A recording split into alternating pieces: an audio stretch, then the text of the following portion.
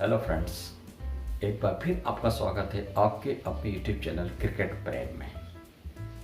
RCB ने जिस प्रकार से प्ले ऑफ में एंट्री की वो केवल आरसीबी ही यह काम कर सकती थी।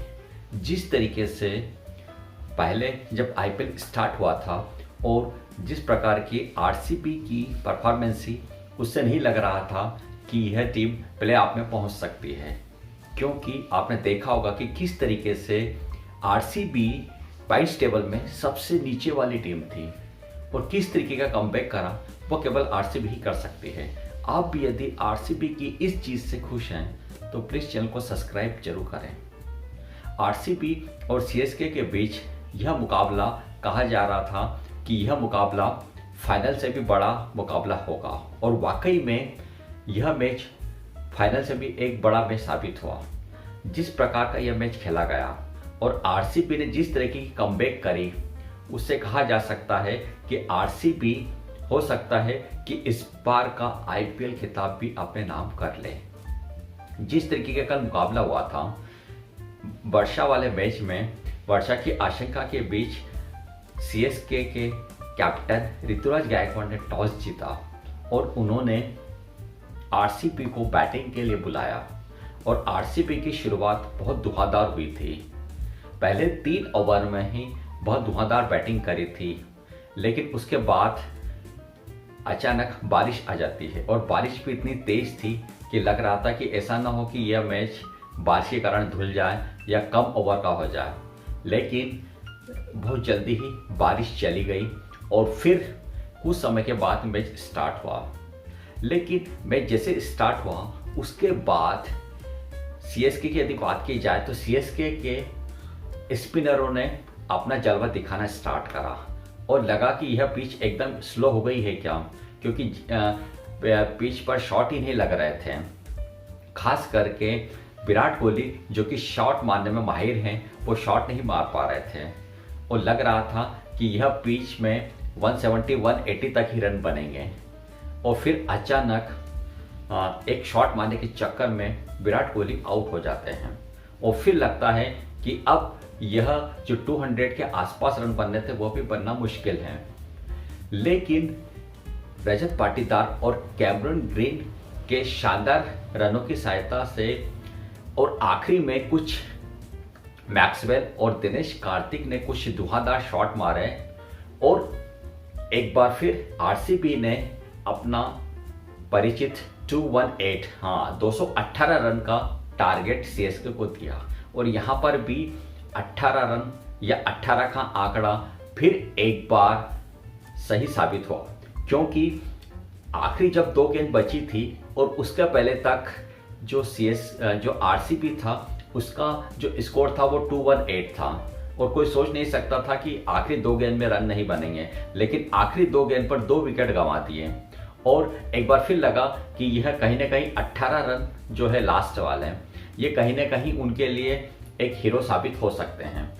उस रन का पीछा करते समय 2 विकेट बहुत जल्दी गिर गए थे सीएसके के, लेकिन उसके बाद सचिन रविंद्र और अजिंक्य रहाणे ने अच्छी बैटिंग करी और लग रहा था, एक समय तो ऐसा लग रहा था कि ये टीम पूरा रन को चेस कर लेगी। लेकिन जैसे ही रहाणे और सचिन रविंद्र के विकेट गिरे उसके बाद सीएसके बैकफुट पर आ गई और वह केवल 201 रन ही को ही टारगेट लेके चल रही थी ताकि 201 रन बनाकर भी वह फाइनल में पहुंच जाए।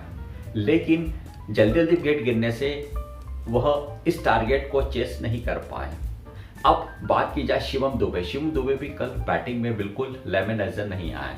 वो तो आखिरी में महेंद्र सिंह धोनी और रविंद्र जडेजा ने कुछ अच्छे शॉट मारे। आखिरी ओवर की बात की जाए तो आखिरी ओवर में 201 रन तक पहुंचने के लिए उनको केवल 17 रन चाहिए थे और महेंद्र सिंह धोनी और रविंद्र जडेजा थे और सामने बॉलर थे यश दयाल वही बॉलर हैं जिनको रिंकी सिंह ने लास्ट ओवर में 5 छक्के मारे थे। तो लगा था कि अब तो मैच आरसीबी के हाथ से गया और पहली बॉल फुल टॉस फेंकी जिस पर महेंद्र सिंह धोनी ने शानदार 6 मारा। तो अब तो ये भी लगा था कि अब तो पक्का ही आरसीबी इस प्ले ऑफ की दौड़ से बाहर हो जाएगी। लेकिन अगली गेंद पर महेंद्र सिंह धोनी बड़ा शॉट मारने के चक्कर में डीप स्क्वायर लेग पर कैच आउट हो गए। अब शार्दुल ठाकुर आए, लेकिन अगली गेंद शार्दुल ठाकुर खेलने से चूक गए। इसके बाद नेक्स्ट बॉल पर शार्दुल ठाकुर ने 1 रन लिया।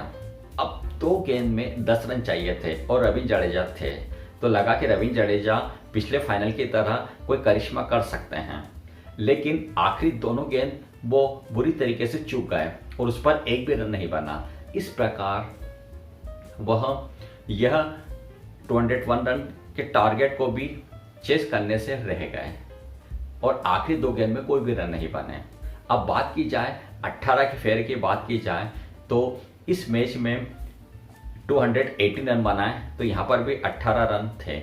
और जब बात की जाए सीएसके के रन 191 फॉर 7, यदि इन चारों का टोटल किया जाए तो ये भी 18 होता है। तो कहीं ना कहीं 18 के फेयर में उलझी टीम 18 रन के कारण ही जीत पाई है।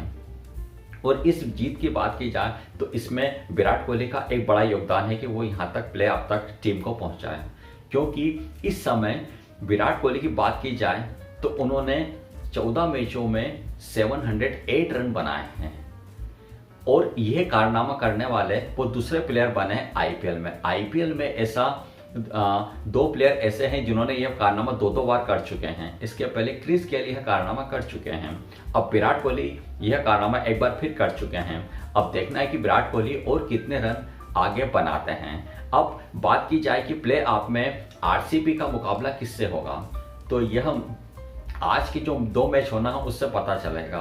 हो सकता है कि वह राजस्थान रॉयल हो या हैदराबाद हो, तो इससे पता चलेगा ये 2 मैच होने के बाद कि उनका मुकाबला किससे होता है। सीएसके की बात की जाए तो सीएसके यह मैच क्यों हारा, क्योंकि उसका जो टॉप ऑर्डर था वो बुरी तरीके से फेल हुआ। आज भी ऋतुराज गायकवाड़ पहली बॉल पर आउट हो गए और मिचेल जॉनसन जिनको एक बड़ा अमाउंट देकर खरीदा था, लेकिन वो भी आज नहीं चले। वो तो सचिन रविंद्र इसका पहले मैचों में नहीं चले थे, लेकिन आज यदि बात की जाए इस मैच की बात की जाए तो इस मैच में वो चले थे। लेकिन यदि मिडिल ऑर्डर की बात की जाए तो मिडिल ऑर्डर भी बुरी तरीके से फेल रहा है, खास करके महेंद्र सिंह धोनी जो बहुत निचले क्रम में बैटिंग करने आए। और आज सीएसके की स्पिनर को छोड़ दिया जाए तो उनके फास्ट बॉलर ने बहुत रन लुटाए हैं। फिर भी सीएसके यह टूर्नामेंट से तो बाहर हो गई है, लेकिन अब सबसे बड़ा प्रश्न यह है कि क्या महेंद्र सिंह धोनी आने वाले समय में आईपीएल में खेलते नजर आएंगे या नहीं। कल जिस हिसाब से उनका मूड नजर आ रहा था उससे तो नहीं लगता है कि वह अगला आईपीएल खेलेंगे। अब देखना है कि क्या महेंद्र सिंह धोनी अगले आईपीएल में नजर आते या नहीं।